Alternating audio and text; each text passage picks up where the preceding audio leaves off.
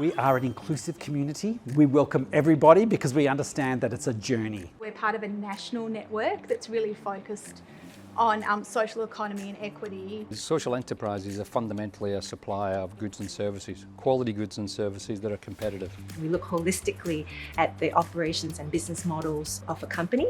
Money that it spends in procuring goods and services goes to social good, environmental good, as well as economic outcomes. Are you talking to the government about the social procurement framework? Looking at what can be done right across government to unlock opportunities for social enterprise, and I think that is a very exciting part.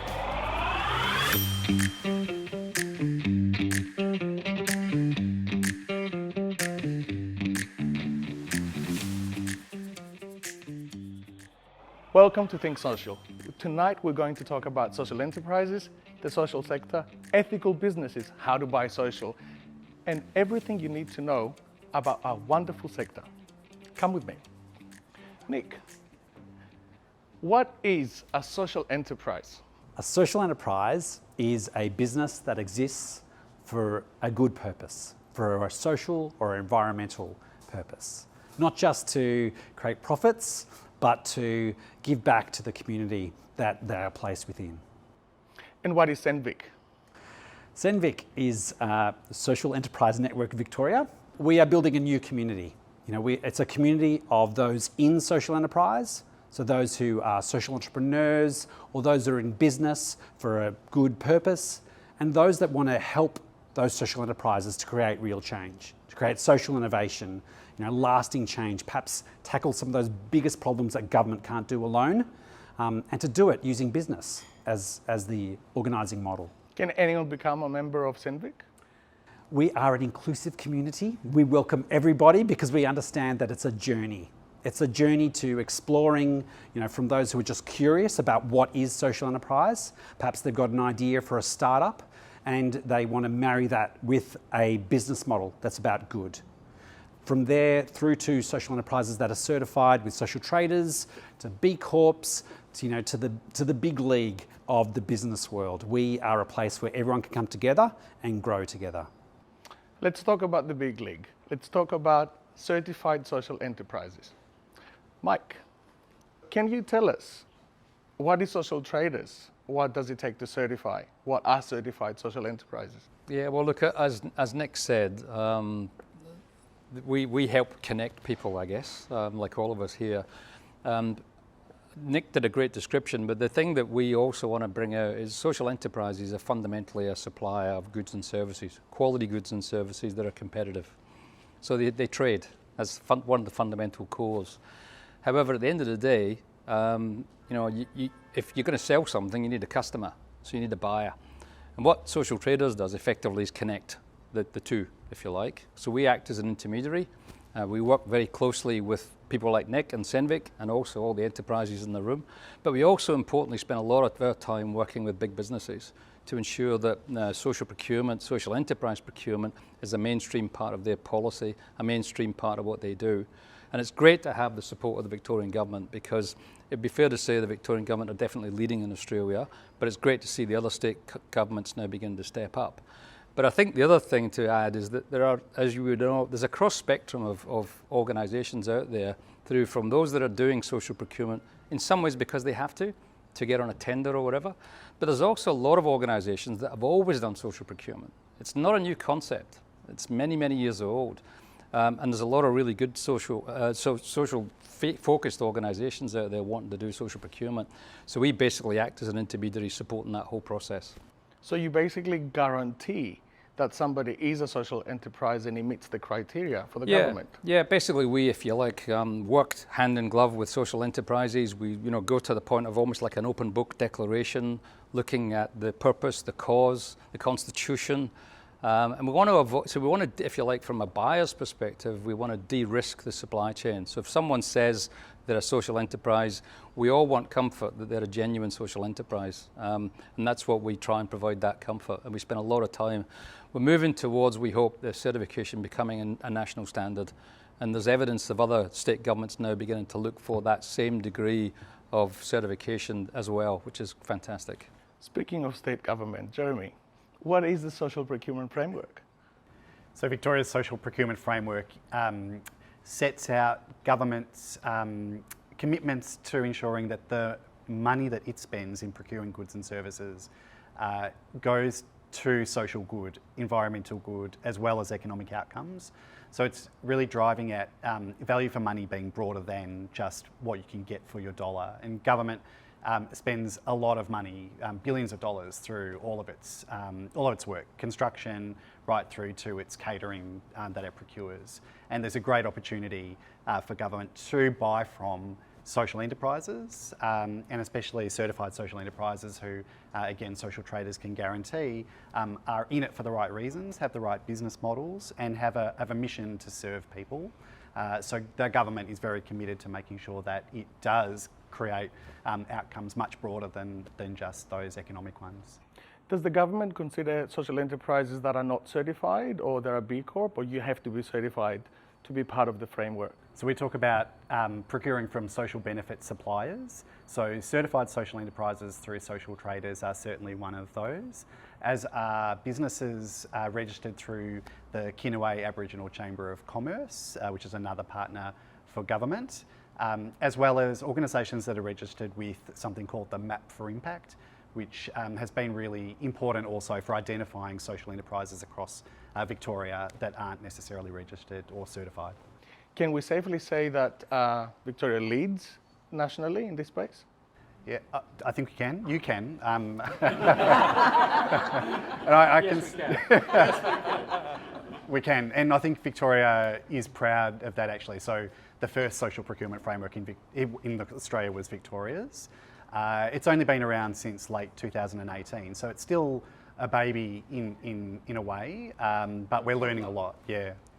So last year we worked closely with DJPR in designing how the final document of the social enterprise strategy looked like. We were treating it as the most precious document that we ever had in our hands. What is it? Do you want to see? The Victoria's social enterprise strategy for the next 4 years. And cue the video.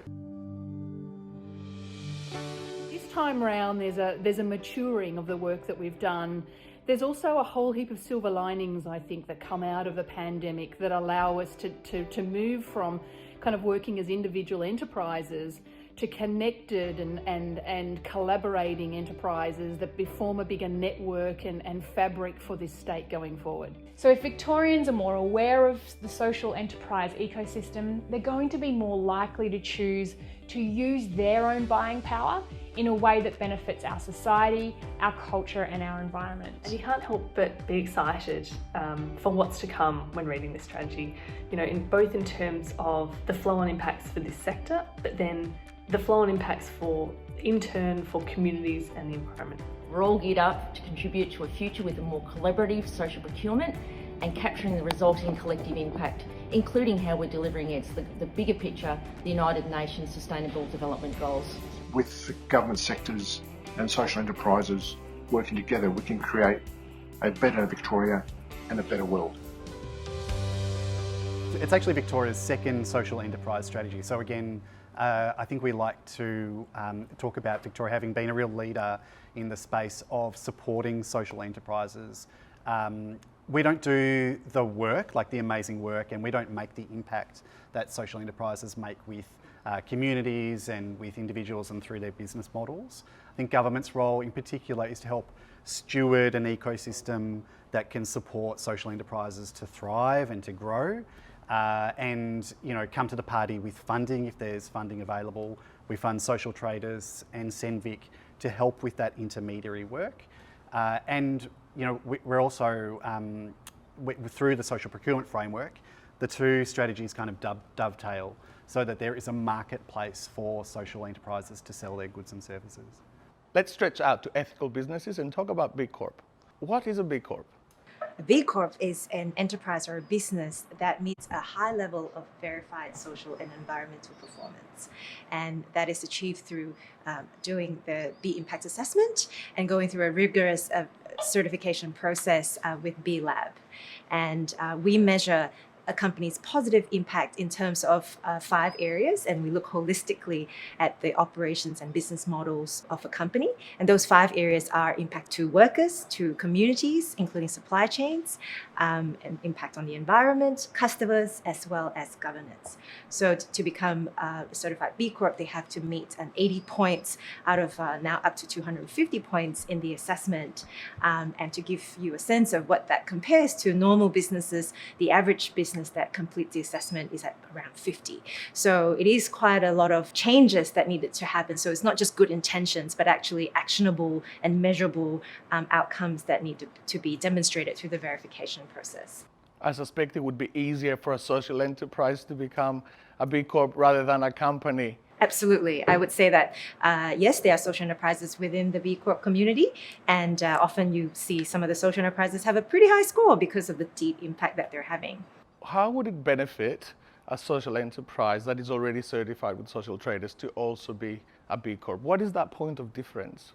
That's a really good question. As you know, the social enterprise certification, and by definition, Social Traders guarantees that social enterprises meet that definition.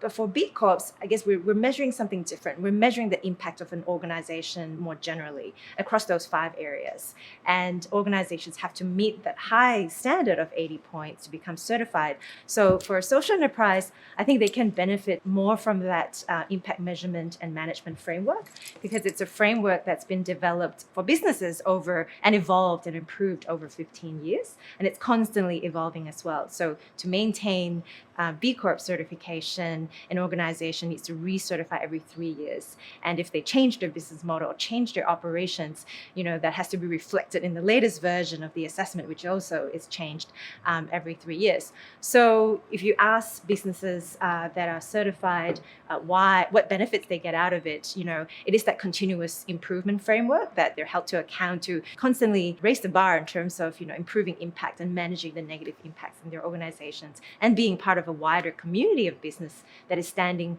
wanting to use their business as a force for good. Is it a localized certification or is it a global one? It is a global certification. B Lab, we're the not-for-profit organization behind B Corp certification, but I work for B Lab Australia and New Zealand, which is the regional not-for-profit, and we're a network of non-profits. But the standards and the tools, the web tool, which is for free, by the way, so any organizations and enterprises wanting to measure their impact, we most welcome you to use the tool. That all is governed out of B Lab Global in Pennsylvania, but we operate in every continent and in 40 countries with a community of close to 5,000 B Corps now. Are you talking to the government about the social procurement framework, or we're not there yet? I think we've started having conversations and would like to have more. On the point of social procurement, I personally think that B Corps have an opportunity to be a part of that, and not to compete with social enterprise, because I love this community and that's where sort of I grew up personally in my career. But I think that, social procurement is ultimately about purchasing social value, social and environmental, creating that alongside, goods and services. And B Corps can deliver that because they've gone through a rigorous impact measurement process, and the tool itself, the score, enables funders or grant-making organizations to understand the impact that a for-profit enterprise is having. And by the way, B Corps are also available to not-for-profits. There are a few that are not-for-profits as well. But I think there currently are some gaps around that. We often get asked about whether B Corps will kind of get into the social procurement framework. And I think it's really, helping B Corps better articulate their impacts as well, and matching that to the kind of impacts that, procurement teams want to fund or buy.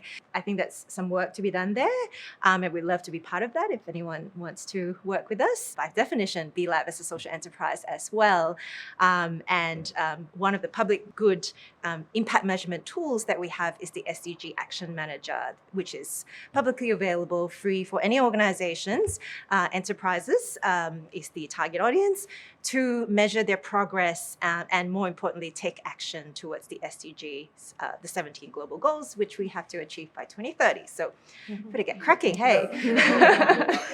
So with SENVIC, I can come and I can self-identify. With Social Traders, I have to certify and meet certain criteria. And with B Corps, it extends to how I run my business altogether. Social traders have traditionally before COVID had this big conference. What's happening this year? So this year we're integrating with the Social Enterprise World Forum. So given that is now going to be the global stages in Brisbane, which is fantastic, we're now going to use that as an opportunity to showcase what we normally would with our conference at the forum through a range of different events, activities, awards program, panels, all sorts of different things. How does impact investment fit into this space? So impact investing is investing for a financial return alongside a social and environmental impact. And there's a deliberate intention to actually create that social and environmental impact with the investment. So an impact investment must have those two things, a financial return and a social or environmental impact. And what does a social enterprise need to do to get impact investment? It depends on the type of social enterprise. So social enterprises can take two forms. They can be for profit, for purpose, and they can also be not-for-profit, just as two typical sort of structures. For a not-for-profit social enterprise, they might need extra capital to run their business, and they would typically want a debt investment because they're a not-for-profit. That's the only type of investment they can typically take. For a for-profit, for-purpose social enterprise, they might be looking at different forms of capital like equity, as well as potentially debt. If a social enterprise is looking to grow, often they will need capital and investment to do that in the same way as any other company would. And so impact investing fills a role of providing that kind of investment to social enterprises. One of the things that I've been thinking a lot about as I'm hearing from you all tonight is the management of your impact. So I wanted to share with you, if you haven't come across yet, the impact management platform. It's a global way that we're moving towards standardizing the management of impact, and it's very useful for social enterprises. So I wanted to recommend that you look at it. It helps you understand, once you've set the goals, to your point, once you identify which SDGs, if that's what you're working towards, it helps you identify what are the 5 dimensions of impact. So asking about that through a qualitative and quantitative approach.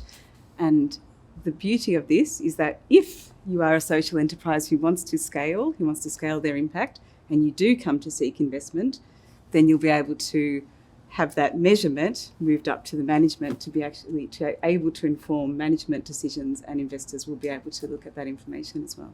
So all this discussion about social sector and all this innovation, what's the academic framework around this? The Centre for Social Impact at Swinburne is actually one of now 4 Centre for Social Impact nodes. So we're part of a national network that's really focused on social economy and equity. The Swinburne node has a particular specialisation and concentration around particularly social entrepreneurship, social enterprise, close to my heart for the people that know me here, and also social finance as well. One of the things that I've been observing in hearing all the amazing stories is writ large here is really a manifestation of Victoria's social entrepreneurial ecosystem. And we recently did a piece of work with the Paul Ramsay Foundation about the entrepreneurial ecosystem, social entrepreneurial ecosystem more broadly in Australia. Suffice to say, because of the elements of any entrepreneurial ecosystem that are needed, policy support, finance, the entities themselves, customers, intermediaries that operate in specific markets like social traders do, like impact investing organisations also do, that all of those elements are really represented here tonight. And I guess in a way, the other aspects around knowledge generation and capture. So understanding what's going on, and also providing strong evidence that can inform policy and strategy development. So we've been having already some conversations around, well, what do we know about what social enterprise in Victoria and Australia needs to really thrive? All of those elements are important as well, as are, if we're going to have a thriving social economy and social enterprise sector in Victoria and in Australia, is actually growing people up, to your point, Mindy, growing people up in this hybrid space that is a combination of purpose and business, but where those tensions emerge, because it's not just us all from the social sector going across into business and deciding that we just all need to suddenly, grow up and do it the way the big guys do it. No, it's about us coming together with the primacy of social purpose. And that really, and it's through business and trading mechanisms, absolutely, that gives us sustainable social impact. But there are opportunities and tensions that emerge from combining those things. At CSI Swinburne, one of the things we try to do is actually to work as part of the ecosystem and embedded in the sector. So many organisations, many that we've worked with, to really understand what's going on. So it's not about observing from on high or considering, that all you guys are some sort of microbes in a Petri dish or something like that. It's really about trying to understand from the perspective of practice and understanding practice what's going on, and in that way working with organisations so we can create tools and resources, documents, evidence pieces, those sorts of things to help advance the social enterprise sector in Victoria and Australia. Will there be an updated map for impact? Map for Impact was a piece of research specifically that was done as one of the very first Victorian social enterprise strategies. So it was a really, what's the current state of the sector kind of piece of work. From that, we generated some really important knowledge about the economic contribution of social enterprise into the Victorian economy. The other thing we got from it, being a research centre, is we actually took that data and produced an academic article that went into an academic publication that fair and square showed that social enterprises are as productive, if not more productive, than commensurate small to medium enterprises in the same industry. Because I was sick of hearing people saying that social enterprises aren't productive. They're actually as productive or more productive. It's just that we create impact rather than squirreling away the money. So Map for Impact was a point in time piece of research, which then resulted in the Map for Impact website, where people have been able to go and put themselves on the map. But the report that's sitting there is actually a point in time report. I would suggest that as a community and as a sector, we've probably moved on from a point in time report to something that's probably more dynamic and can give us real time information about how we operate and how the sector can progress and that sort of thing. But I will leave that to the commissioners of the research, which were the Vic Government. So how do we find social enterprises? Let's talk to Mike from Social Traders. I mean, our focus is on certified enterprises, I guess, but also emerging enterprises who are perhaps not yet certified, but are on the pathway to becoming that way. And we originally had a database that was growing to show the number of enterprises that were available, which was originally in the early days, it was not available publicly. We've now made that publicly available, and it's on our portal. And we've had over 450 enterprises that have been through the certification process. And that's now available for anybody to see. So you can jump on and click in, there's a map in there as well, and we can drill down and geographically pull out who's there. So I think it's really important to share that information. If we really want to grow this sector, that information's got to be public and it's there. So certainly Social Traders website is an opportunity. And there are lots of other avenues that you can look at other types of social enterprise as well.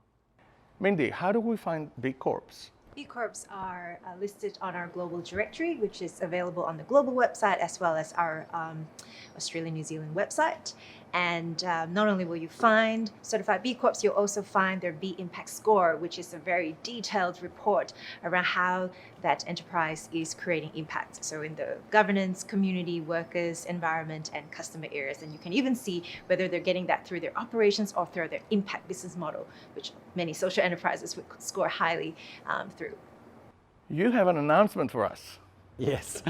Tonight, I think, has shown like the rich tapestry that is the social enterprise ecosystem.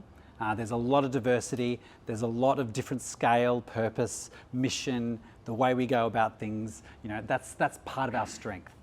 There's been a lot of talk about strength-based approaches too, and I think that's a real key thing that will really make us lead where we want the economy and society to go moving forward. So SENVIC has just over 700 members at the moment. That includes about 300 social enterprises, so that's 300 unique social enterprises. And today we've just done the soft launch of our map and directory.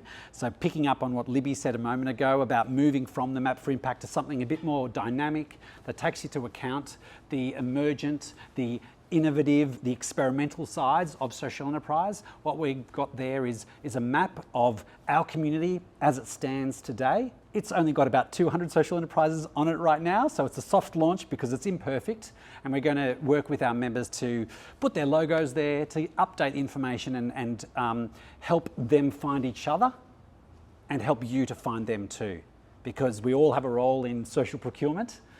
In that solidarity economy, and so that is one of our key missions in terms of helping people to connect, and through that we will develop and will certainly strengthen our voice too. Thank you, Nick. It's been a tough time for social enterprises. It's been a tough time for everybody. What are the next steps for your department? Like, what is the level of support that we can expect? Is this going to be the same with last year? The social enterprise strategy was launched last year, and it has a whole range of commitments that the government is seeking to deliver on over the next 4 years. The social procurement framework, obviously in place, is there as a lever driving that sort of government investment and purchasing. Last week we announced, the Minister for Employment announced social enterprise grants and micro enterprise grants that we encourage everyone to apply for, especially if you're certified with social traders. And I think we can expect a range of things over the next few years that will seek to support social enterprises to do more of the work that they do, to grow and scale their business, employ more people, work with a wider range of cohorts.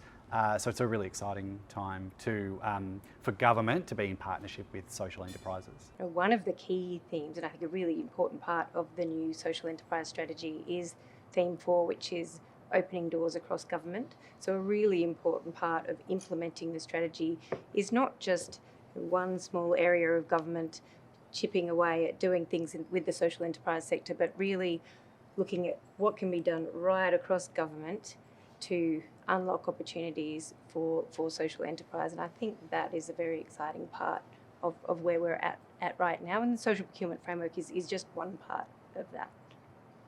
Fantastic. So we are a for-profit social traders B Corp member of SENVIC.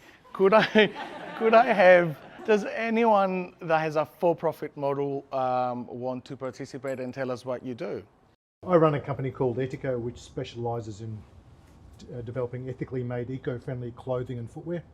So everyone's heard about the use of child labour, sweatshop and slave labour in the fashion industry. It's no great secret. And the reality is nearly everyone in this room right now is wearing something potentially made with child labour, sweatshop or slave labour. So we help both individuals and organisations apply their values. We help corporations like KPMG with their branded merchandise. Schools come to us with their school uniform requirements. And we also have a big B2C business as well. We've been a social enterprise for many years. We're a member of Social Traders, and we are a B Corp. And we are Fair Trade certified as well. So we've got a few certifications up our sleeve. My social enterprise is actually an ice cream product. We manufacture using a contract manufacturer, and we make a product called Elato, which is a beautiful indulgent product, but also has some extra health benefits we managed to squeeze in, but you would never know when you taste the product.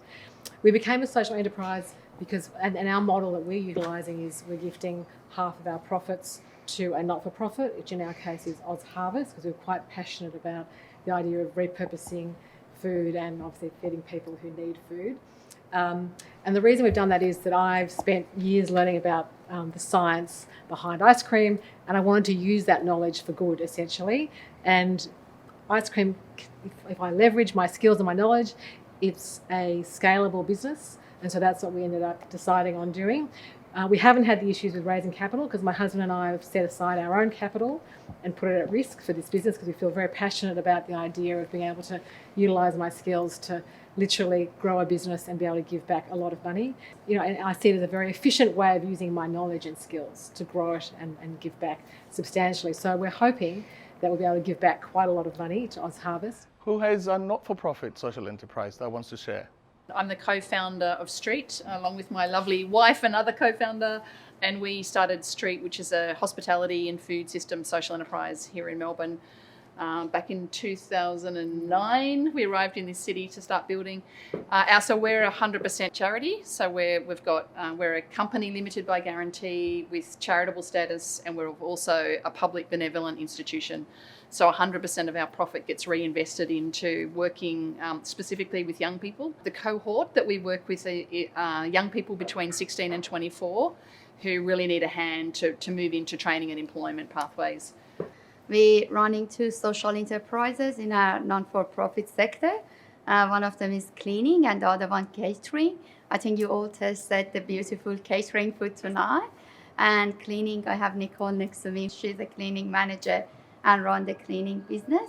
We provide job opportunity for people seeking asylum and refugees in Australia and help them to get networking, getting the financial stability and building their life and confidence in Australia, and help them to move forward and be stable in Australia. We're a sustainability social enterprise working in the area of resource recovery and circular economy. So we deliver services that help companies, councils with end of life, with surplus resources, and get them back into circulation and increase their value through upcycling and resale. Similar to Street, we're a company limited by guarantee and have all the same, highest charity status. And our mission is to employ people who have faced significant barriers to employment. So people who've faced backgrounds of homelessness, refugee experiences that mean it's hard to access the open labour market. So we work with people around providing high quality jobs. People get permanent employment in Green Collect and can journey with us and can become trained and have that career progression and skill progression where they actually really are not on the receiving end of a program, but actually a staff who are actually building the vision of Green Collect for a healthier world, a healthier planet, and that sense of agency of work that is meaningful. And so that's what we do. So Lisa, a world war is happening at the moment that we don't acknowledge. We're just coming out of a pandemic. A lot of social enterprises are struggling. What does a bank like Westpac do to support our sector? Westpac Foundation has actually set a goal to help social enterprises create 10,000 jobs and opportunities for Australians who need it the most by 2030. So we've been supporting social enterprises since 2006, and we've committed to that for the longer term because we see that social enterprises, when they're creating new businesses, need that support over the longer term. And we are the custodians of funds that has grown over the years, and we are able to distribute those funds and as well as wraparound support to social enterprises to help them as they grow and expand. Cinnamon, what is Ceres? Many Melburnians would know Ceres as a park in Brunswick East where we run social enterprises and also sustainability education. But in fact, Ceres has become much larger than the park. We also have a market garden in Coburg, and we also run social enterprises in warehouses in Preston. So our largest social enterprise is Ceres Fair Food. We buy organics from Victorian organic growers, and people order online and we deliver across metropolitan Melbourne.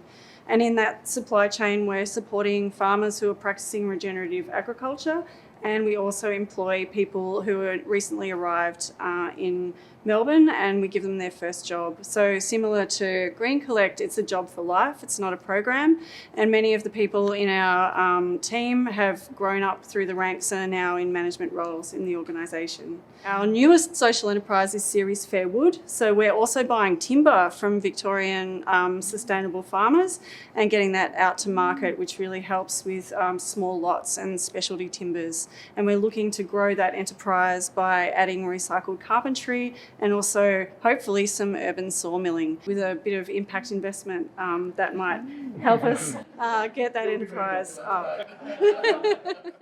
It's not so much about the product that I'm selling, it's more about the cause. And I think we all have that in common as well. And for me, it's about mental health.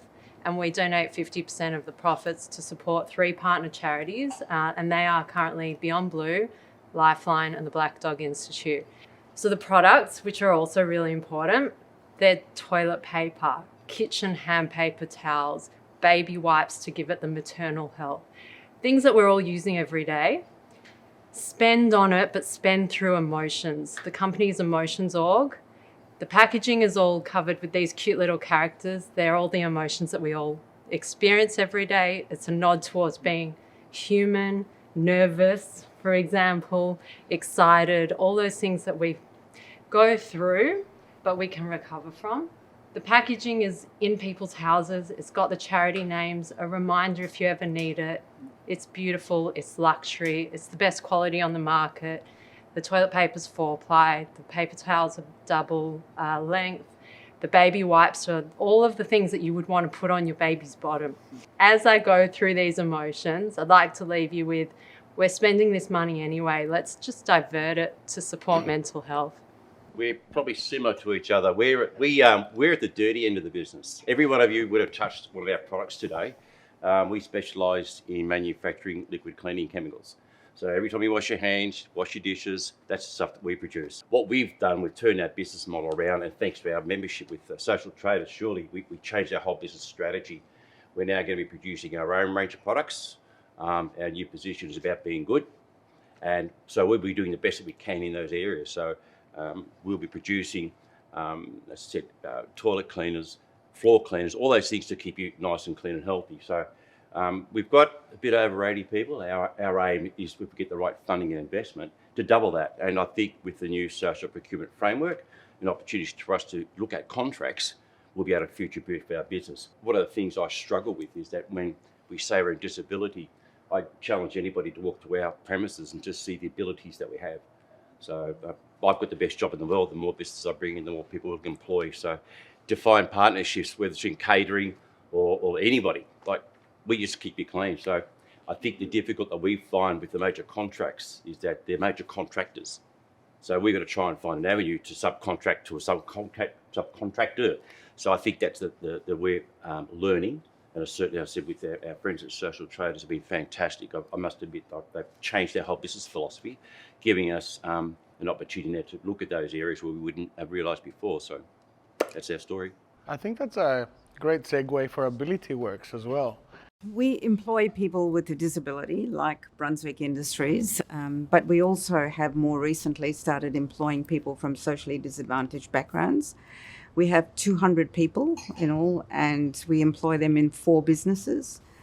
We have a light engineering facility where we make products for the building and construction sector. It's a wire and metal fabrication facility. We also do document digitisation. So our biggest customer there is the Department of Defence, and we digitise return servicemen's records that need to be kept for 120 years. We also have a pick-pack dispatch warehouse where we reassemble boxes and do some rework. And the latest business unit we started during COVID, it's called Inclusive Design.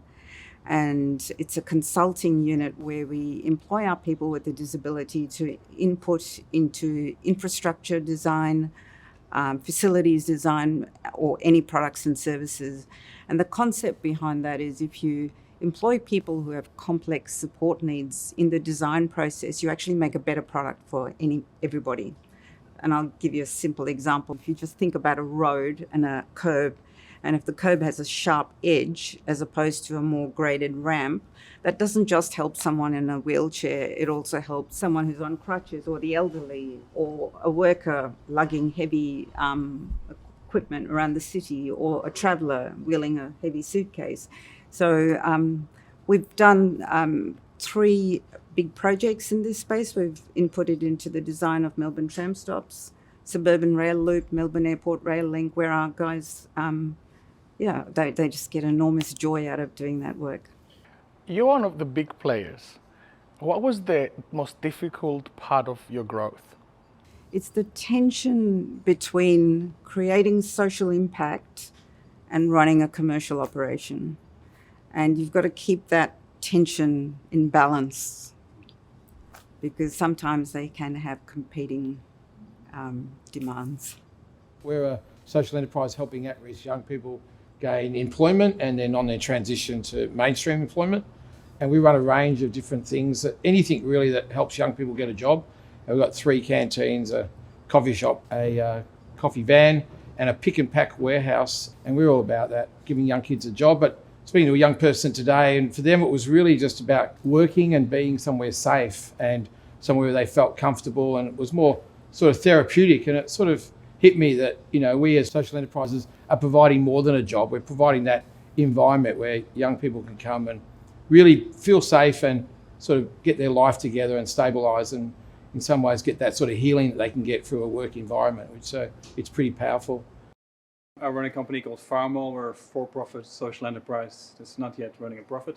Will be, will. But you might have all noticed that the food prices have gone up lately, and it's likely going to continue for a little while. Also, agriculture is Australia's next $100 billion industry, yet we don't have the education system for it. Only 7% of high schools in Victoria have agriculture in their VCE program. So at Farmall, we're developing educational programs for secondary schools to implement agriculture into the curriculum. We have a neat little classroom farm that grows microgreens aquaponically and hydroponically, and learns them all about the technology to inspire them to choose curriculum choices that lead them into the food system and into the agriculture system. Because we still have one out of 4 secondary students that don't finish high school, and that number can come down if we reach them with food and a purpose to get involved into the food system and into a regenerative food system, so they can choose a pathway and a career that actually delivers a purpose towards the environment as well. And while growing microgreens, they get that instant gratification, that instant success, but also learning to add that to their diets and learning about vegetables in the process improves their physical well-being. And through biophilia and bringing that greenery into the classroom, we also improve their mental health. In our staff, we've got 40% of our team with a disability, and we're hoping to keep that percentage up in the future as well. My business is Underwear for Humanity. It's a social enterprise that is trying to solve as many touch points as possible through conscious consumption of an essential item that we all wear. My background's in fashion sustainability, so the product is really sustainable, and also we've pioneered underwear recycling in Australia. The product itself, with Pick and Pack, employs people who've experienced homelessness through National Homeless Collective that we partner with. 50 cents from every item goes to pay the rent for Indigenous programs. Developed our own recycled elastic, which is really difficult to do.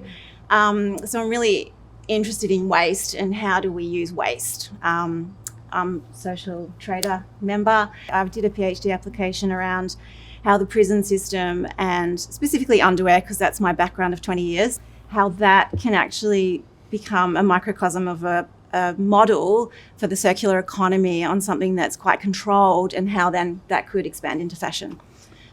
So I am the founder of Changemakers Lab, but I don't want to talk about Changemakers Lab. I want to talk about an organization that I chair with a pro bono hat on, and that organization is Catalyst 2030, which is a global gathering of social entrepreneurs, about 1,600 worldwide, whose aim is to accelerate the SDGs. One of the problems with social enterprises, we're all so busy doing our own thing that sometimes we forget to collaborate. So Catalyst 2030 is all about enhancing collaboration and facilitating collaboration. We've just started an Australia chapter, which I chair. There's a lot of members I see here around. Great to see them here. And so an invitation to get involved. If you want to collaborate more, and if you want to be supported in collaboration, we've got lots of working groups. Get engaged. We're an organisation based in Western Regional Victoria. As the name suggests, we're the Centre for Participation. So our purpose is to enhance the participation of our community members in all facets of life. And so we've been developing social enterprise, and we have kind of 2 or 3 going and probably another 4 or 5 on their way. But originally we were actually a training provider and an organisation that's supporting volunteer-based community organisations, really small, tiny ones across those regions. And so we use social enterprise as a vehicle to enhance participation. So we operate a cafe, a catering service, a Meals on Wheels service, providing meals to those that are older and people with disabilities. And the people we work with are migrant women who have married farmers and have moved into the region but aren't connected to community. So and we also work with people with additional needs or people with disabilities. And so we operate, as I said, a catering service, hospitality in the hospitality field. We also do a home help. So our plan is to actually train people who don't need as much help to actually help others who might need a little bit more help. We also run a thing that's not quite a social enterprise yet, because we're relying on grant funding at the moment, called Good Governance, where we work across Australia and support small community organisations, including social enterprises, to enhance the performance of their board so they can deliver on their social purpose.